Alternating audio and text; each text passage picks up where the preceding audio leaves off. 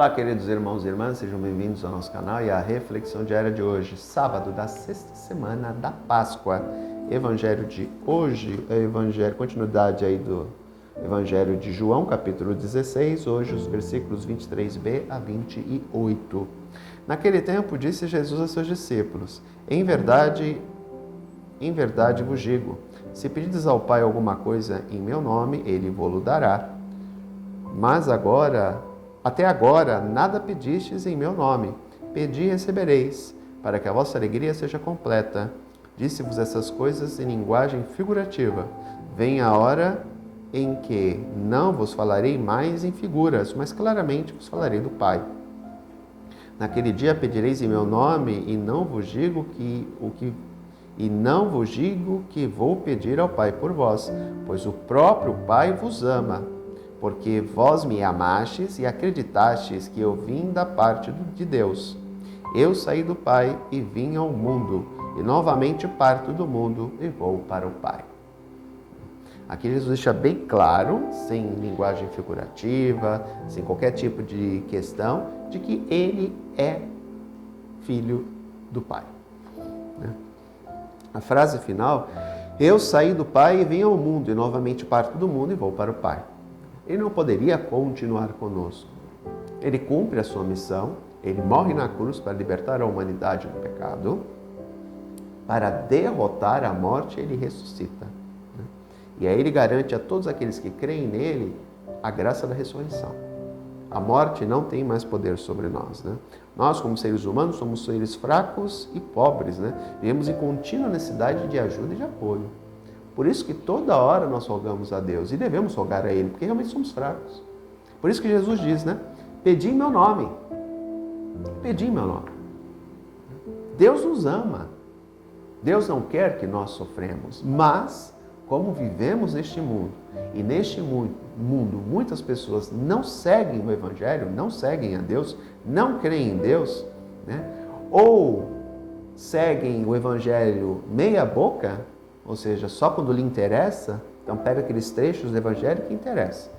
Os outros trechos, não. Por quê? Porque não vive o Evangelho, não crê em Cristo realmente. Vive de acordo com a aparência. Então nós vamos sofrer. O que falar diante de uma sociedade onde a maioria se diz cristã, acho que 80%, se somarmos católicos e protestantes aí, devemos ser o que 80%, 85% da população, e sermos uma das sociedades mais injustas e desiguais do mundo. Como isso se explica? Por quê? Porque nós cristãos não vivemos o Evangelho. A maioria não. Quem está no poder e que usa o nome de Cristo não está preocupado com aquele que está passando fome, que está passando necessidade, que vive numa palafita, não tem acesso ao emprego de qualidade, que não tem acesso a uma educação de qualidade, que não tem acesso a uma saúde de qualidade. Então nós vivemos uma das cidades mais desiguais do mundo, onde o povo só não morre porque nós, cristãos, somente os mais pobres, vivemos a caridade, buscamos ajudar, somos um povo solidário. Disso ninguém pode dizer que o brasileiro não é solidário. Somos solidários. Os mais pobres sempre são mais solidários, porque eles sentem na pele aquilo que é a falta de algo. Então eles compartilham um pouco que tem. E aqui entendemos claramente a multiplicação dos pães. Quando todo mundo dá um pouco do que tem, não falta para ninguém. Eu não preciso passar fome. Mas se eu tirar um pouco daquilo que eu tenho e dar para alguém que está realmente precisando, aquela pessoa também não vai passar fome. E eu não.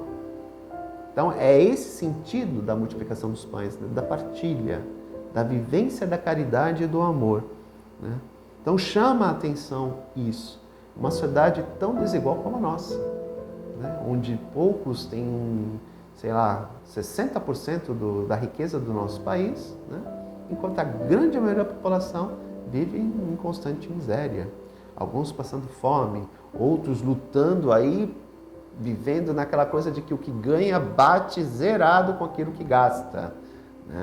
Então é um modo de viver difícil, onde falta emprego, onde falta acesso às questões básicas de sobrevivência. Então é muito difícil isso. E por que isso ocorre? Pela ganância de alguns. e querem tudo para si. Que se utilizam do governo para lucrar, pegam empréstimos aí no BNDES a juros baixos para enriquecer mais. Por que eles fazem? Eles pegam a juros de 6%, aí eles aplicam aí no CDB que dá 13%, esses 3% que eles pagam para o governo, eles ganham 10% em cima, né? E muitas vezes nem aplicam uma questão desenvolvimentista mesmo, no sentido de gerar emprego, de gerar trabalho para as pessoas, né, de gerar riqueza para o país. Não, muitas vezes só fazem isso para especular mesmo. Então é a ganância humana que gera o sofrimento, né, da grande maioria da população.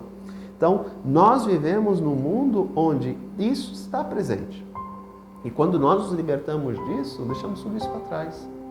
A partir do momento da ressurreição, tudo isso fica para trás, né? Por isso, queridos irmãos e irmãs, devemos compreender que o Senhor não quer a infelicidade do ser humano. O Senhor não quer a dor para o ser humano. Mas ela é inerente à condição humana. Por quê? Porque muitos não buscam viver o Evangelho. Vivem um Evangelho de aparência. Não buscam realmente viver a essência do Evangelho, que é a caridade, que é a prática da ajuda àquele que mais precisa.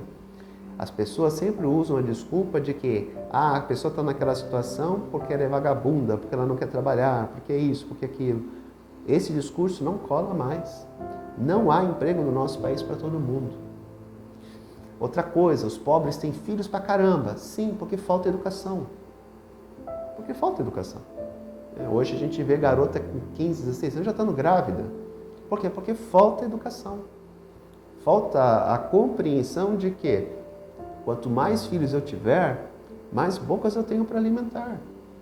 Então falta educação, falta ensinamento, falta saúde, falta uma série de coisas para as pessoas que muitas vezes não têm acesso a isso. Isso faz o quê? Que elas acabem cada vez mais vivendo uma condição de miséria e que cada vez mais elas precisem de ajuda. E quando elas não ocorrem essa ajuda, o que acontece? Muitas vezes elas vão buscar em de outras formas, né? Seja roubando, seja trabalhando para tráfico, porque o ser humano precisa de comida para sobreviver, né? Então, ou vai buscar através de crimes, ou então, como que ela vai fazer? Não que isso justifique, mas, né, é uma situação de sobrevivência. Também temos, por outro lado, pessoas que realmente querem viver do crime porque é mais fácil do que trabalhar. É óbvio. Tem gente que vai morar na rua porque é mais fácil, não tem que pagar conta, não tem que fazer isso, não tem que fazer aquilo. Não vou dizer que não existam situações assim. Agora, colocar todo mundo no mesmo balaio, dizer que todo mundo é igual, isso não é verdade. Tem gente que foi para a rua porque não conseguiu pagar aluguel porque perdeu emprego. E não conseguiu mais se colocar no mercado de trabalho. Hoje, uma pessoa que perde o emprego aos 50 anos, dificilmente ela vai conseguir outro emprego. Por quê? Por causa da idade. Então, são situações que a gente não leva em